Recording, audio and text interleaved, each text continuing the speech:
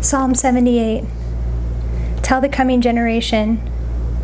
Give ear, O my people, to my teaching. Incline your ears to the words of my mouth. I will open my mouth in a parable. I will utter dark sayings of old, things that we have heard and known, that our fathers have told us. We will not hide them from their children, but tell to the coming generation the glorious deeds of the Lord and his might and the wonders that he has done. He established a testimony in Jacob and appointed a law in Israel, which he commanded our fathers to teach to their children, that the next generation might know them, the children yet unborn, and arise and tell them to their children, so that they should set their hope in God and not forget the works of God, but keep his commandments, and that they should not be like their fathers, a stubborn and rebellious generation, a generation whose heart was not steadfast, whose spirit was not faithful to God.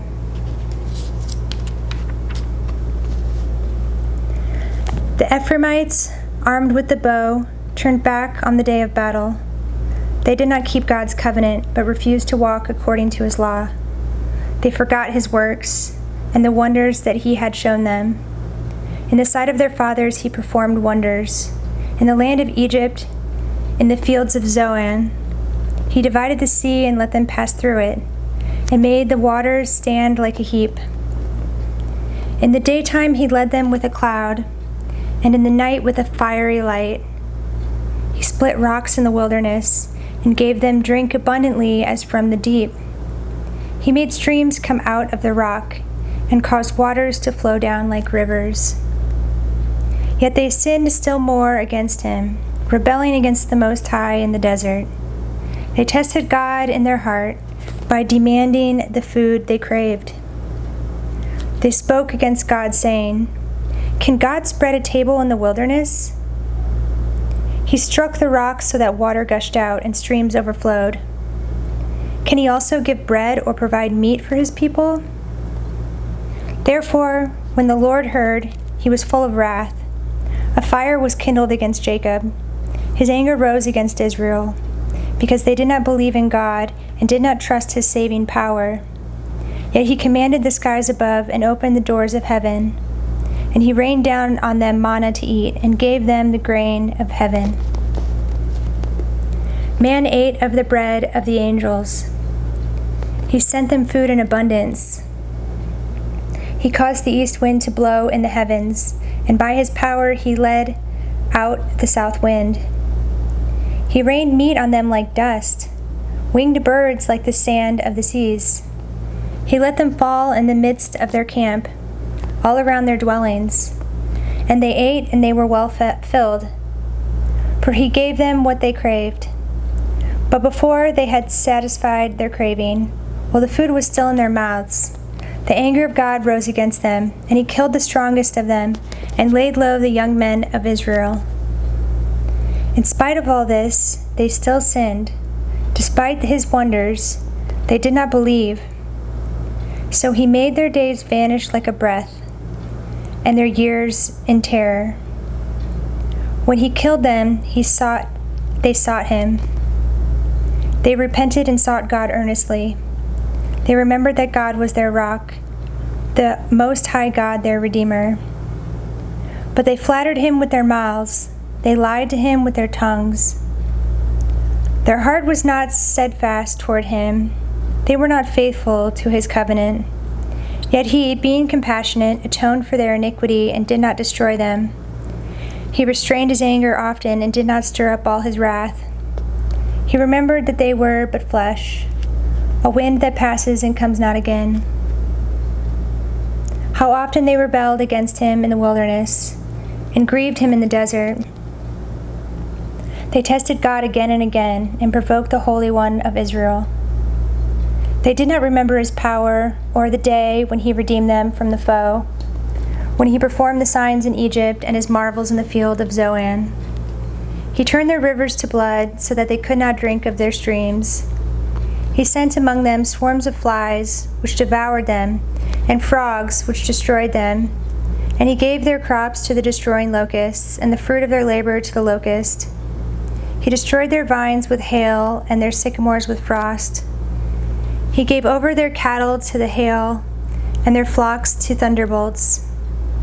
He let loose on them his burning anger, wrath, indignation, and distress, a company of destroying angels. He made a path for his anger. He did not spare them from death, but gave their lives over to the plague. He struck down every firstborn in Egypt, the firstfruits of their strength in the tents of Ham.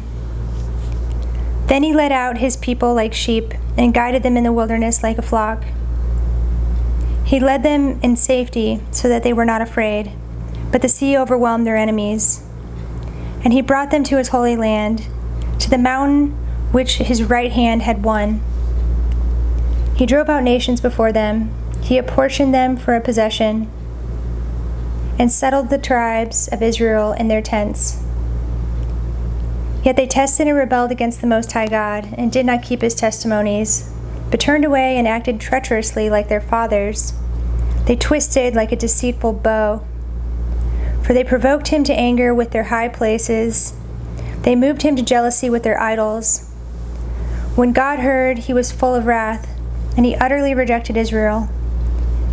He forsook his dwelling at Shiloh, the tent where he dwelt among mankind, and delivered his power to captivity, his glory to the hand of the foe. He gave his power over to the sword.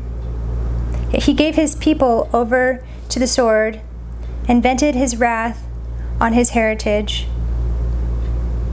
Fire devoured their young men, and their young women had no marriage song. Their priests fell by the sword, and their widows made no lamentation. Then the Lord awoke as from sleep, like a strong man shouting because of wine. And he put his adversaries to rout. He put them to everlasting shame. He rejected the tent of Joseph.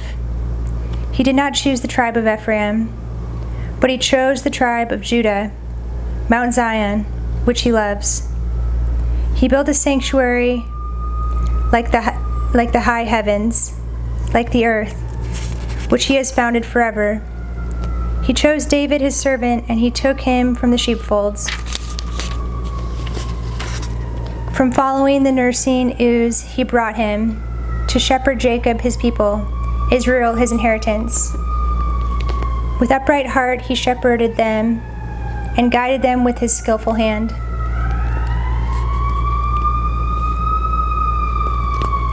Psalm 79. How long, O Lord? O God, the nations have come into your inheritance. They have defiled your holy temple.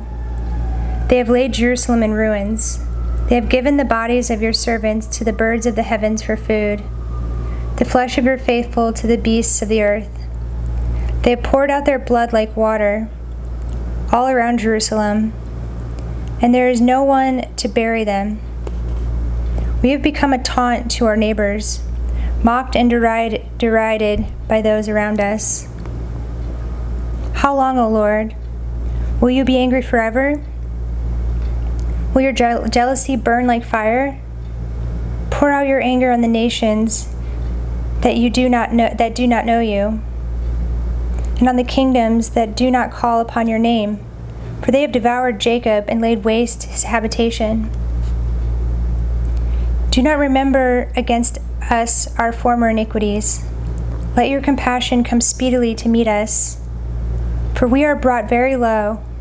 Help us, O God, of our salvation, for the glory of your name. Deliver us and atone for our sins, for your name's sake. Why should the nations say, "Where is their God?" Let the avenging of the outpoured blood of your servants be known among the nations before our eyes. Let the groans of the prisoners come before you. According to your great power, preserve those doomed to die. Return sevenfold into the lap of our neighbors the taunts with which they have taunted you, O Lord. But we, your people, the sheep of your pasture, will give thanks to you forever. From generation to generation we will recount your praise.